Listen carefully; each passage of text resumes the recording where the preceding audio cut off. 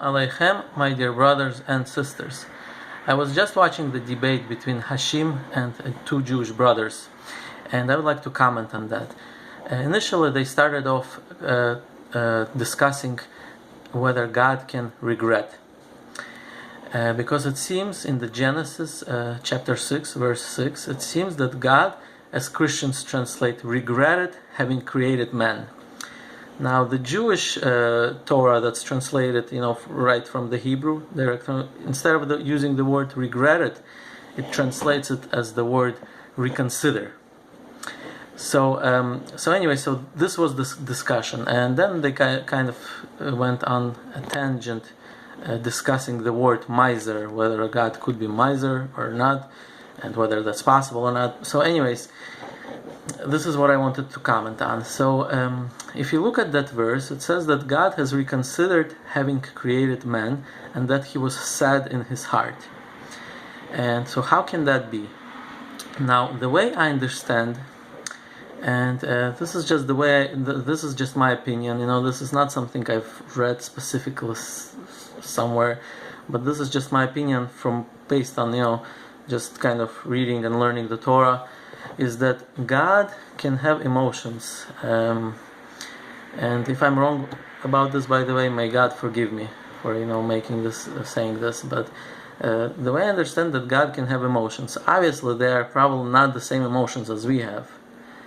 And not all of the emotions that we have. For example, humans can be afraid. God cannot be afraid, obviously, right? However, certain emotions like love, humans can love. God can love too, I believe. Happy, humans are happy. I believe that God can be happy too. It kind of sounds weird to say that, but I think actually when it comes to sadness, same thing. I think God can be sad. Meaning, when something, since humans have a freedom of choice, so when humans do something where they take the wrong path, they choose bad, I think this could bring sadness to God, I think, if I'm not mistaken. And another thing is that just like humans, for example, can hate, I think God can hate too, certain people, right? And as I actually quoted in one of my earlier videos, that God hates or despises the wicked. So that's an emotion, right? To hate. Now, but the question still remains about that verse. How is it possible that Hashim was actually bringing this very good point?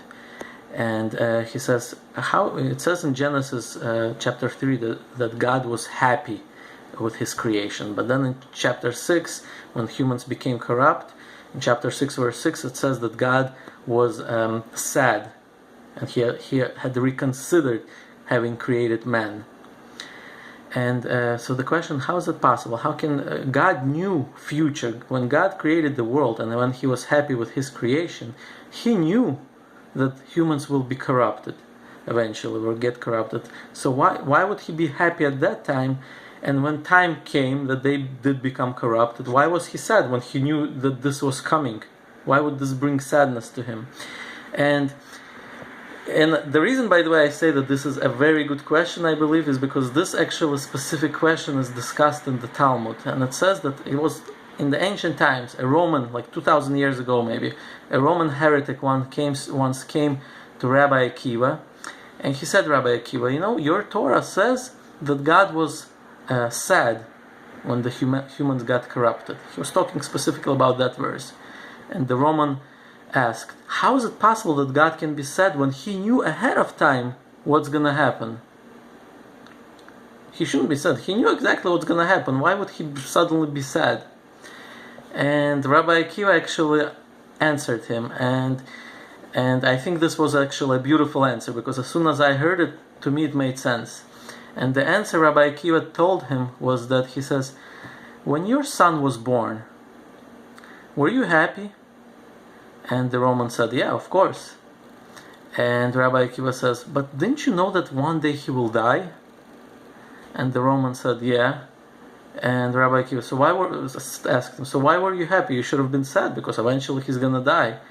And therefore Rabbi Akiva explained that just because you know something about the future doesn't mean that that emotion should be there right now. Meaning, there's time for happiness and there's time for sadness. Knowing is one thing, but having that emotion at that time is another thing. So when humans were, God created the world and humans followed God's will, he was happy with the creation. When humans became corrupt, time came to be sad, and he was sad with his creation. And he had reconsidered having created man. Now, reconsidered is also actually not a problem, if you think about it. What exactly is prayer? When a person, let's say, something happens to him, right? He gets sick or something. Why does a person pray to God? If you think about it, the reason the person prays to God is because the person wants God to reconsider. The person wants God to reconsider taking his life, for example, and therefore he's begging God, and God sometimes reconsiders. And that's the whole point of prayer. If God never would reconsider anything, whatever it is, this is the way it is, then there would be absolutely no point of prayer. I mean, that's the way I understand it. The whole point of prayer is you hope that God is going to reconsider and change his mind, so to speak. Now, all this, by the way, is, as I kind of feel ashamed actually to talk about it, because we're talking about God here. No matter how much we try and how much we try to contemplate, there's no way we can even come close to trying to understand his mind or his emotions or his. And so now I think Hashim was making actually a good point, and in this case actually I agreed with Hashim when he was saying, just because God is all powerful, that does not mean he can do everything, because everything means something that are limitless, has limits as well. For example, God cannot die, and it's okay to say that, because dying is part of a limit, meaning a person is immortal, therefore a person can die. But something that has no limit, like God, therefore he cannot die, because he is limitless. It's not a limitation. The inability of dying is not a limitation. Same thing, for example, God cannot be stupid, for example, right? God can do everything, but he cannot become stupid. Why? Because becoming stupid is having a limit. He's limitless, he's all knowledgeable, all knowing, therefore he cannot be stupid. The essence of it contradicts God himself. So anything that contradicts God himself in essence, that God cannot do. That's the way I understand it. And once again, if somehow I'm misunderstanding these things or misspeaking it, maybe even what's in my mind, I'm not expressing it correctly, may God forgive me, please. But so I think this was a good discussion between Hashim and the Jewish brothers. But I think the end part where they started talking about the definition of the word miser, I think that was going a little bit off the tangent, unnecessary.